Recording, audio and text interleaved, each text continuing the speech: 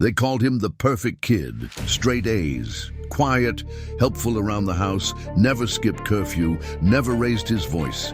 Michael Tanner, 17, everyone's favorite neighbor. The boy moms trusted, the student teachers praised. But perfect kids, they carry the heaviest secrets, and Michael's secret was bleeding, silently. It started with the bruises, small ones, hard to see, shoulder, back, one near the collarbone. He said it was football. Even though he didn't play, he smiled too much, laughed too easily. He made sure no one asked questions because his father was a respected man, church deacon, war veteran, decorated cop, and behind closed doors, he was a monster, Michael learned. Early, that silence meant survival.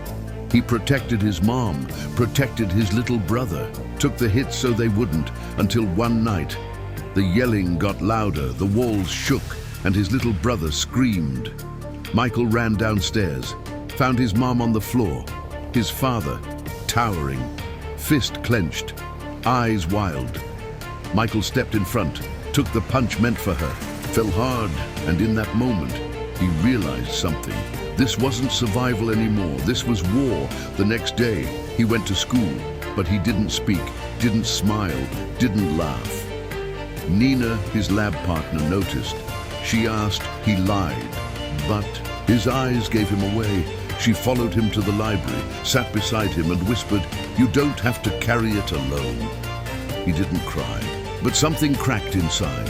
Later that night, he opened his journal, and for the first time, he wrote the truth. Every slap, every threat, every broken promise. He printed the pages, sealed them in an envelope, labeled it, "If something happens to me," and hid it. But what he didn't know? Someone else had been watching, someone who would make sure. The truth didn't stay buried. His little brother, 8 years old, eyes too wide, heart too big. He saw more than they thought, understood more than they feared. That night, while Michael slept, his brother took the envelope, hid it in his school locker just in case, because even little hearts can carry courage. Please like, comment, share, and subscribe. The morning after the storm, Michael didn't wake up to birds.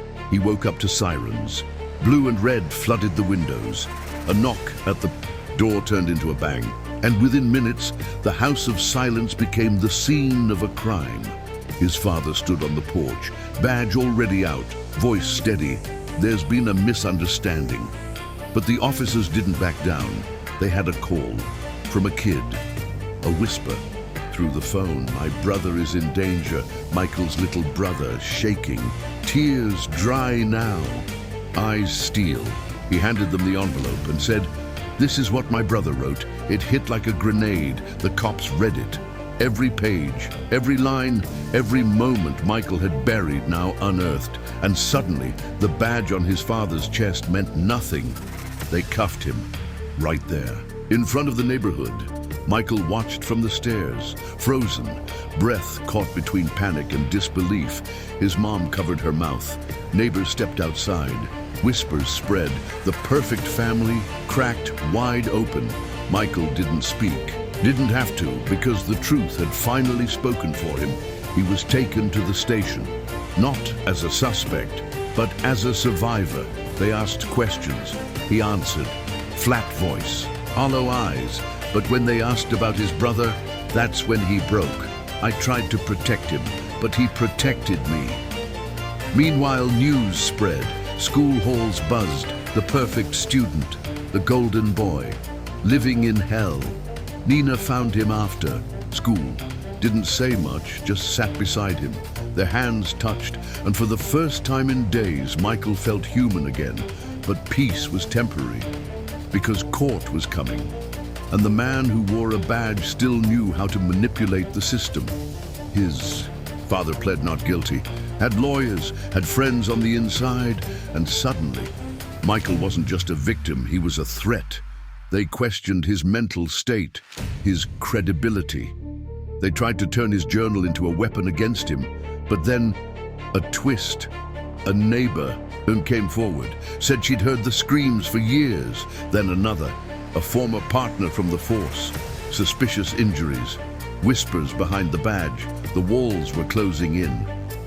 But Michael, he just sat there in that courtroom, silent, still, until they asked him to speak to the jury. He stood, walked to the stand, swallowed every fear, and told them everything. And when he was done, he looked his father in the eye. "I used to wish you'd love me. Now, I just hope you never get to hurt anyone again." The courtroom didn't breathe. It held its breath, as if justice was something fragile, a glass figure balanced on the edge of a shaking hand. Michael sat, hands folded, eyes locked on the man who taught him fear before he learned how to ride. A bike, the jury returned. 12 faces, masks of deliberation, some sweating, some pale, all holding power no teenager should ever need. The foreman stood, voice steady. "We, the jury, find the defendant guilty of assault, battery, child endangerment, emotional abuse." The room didn't cheer. It just exhaled. Like a long-held breath finally released, Michael's mother wept. His brother climbed into her lap. And Michael, he didn't move, didn't flinch, didn't smile, but inside, the chains cracked. The judge ordered prison time, long enough to matter, not long enough to forget.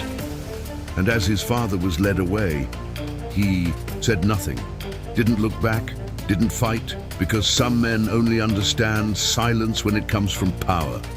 Weeks passed. School tried to return to normal, but whispers followed Michael like shadows. Not pity, not mockery, just awe. He wasn't the perfect kid anymore. He was something stronger, the honest one, the brave one. One day he walked into the library, found Nina at their usual table. She looked up, smiled. "You okay?" He nodded. Getting there, she slid a note across the table. "You're not what happened to you, you're what you chose to do with it." He smiled. And this time it reached his eyes. A week later, a reporter reached out, wanted to tell Michael's story. He said no, not because he was ashamed, but because the story already had a hero, his little brother. Instead, he started a blog, anonymous, raw, real. Other teens began commenting, sharing, reaching out, and Michael realized his pain had purpose. He couldn't erase what happened, but he could light a path for someone still trapped in the dark. One night he stood on the roof of his house, the stars silent above, his brother beside him. "Do you miss him?" the boy asked, Michael thought, then shook his head. "I miss what?" He was supposed to be. Silence again. But this time it didn't hurt, because truth frees, and healing, it isn't loud. It's slow, it's quiet, it's earned. Michael earned it. Every step, every scar. And one day, when he published a book based on his journals titled, "I Wish I Knew Sooner," it sold out. Not because it was perfect, but because it was real. In the dedication, he wrote one line, "To my brother, you saved me before I ever knew I needed saving." And to the viewers, the ones watching his story unfold, let this be your reminder. Sometimes the strongest warriors are the ones who never raise a fist. They just survive, speak, and break the cycle.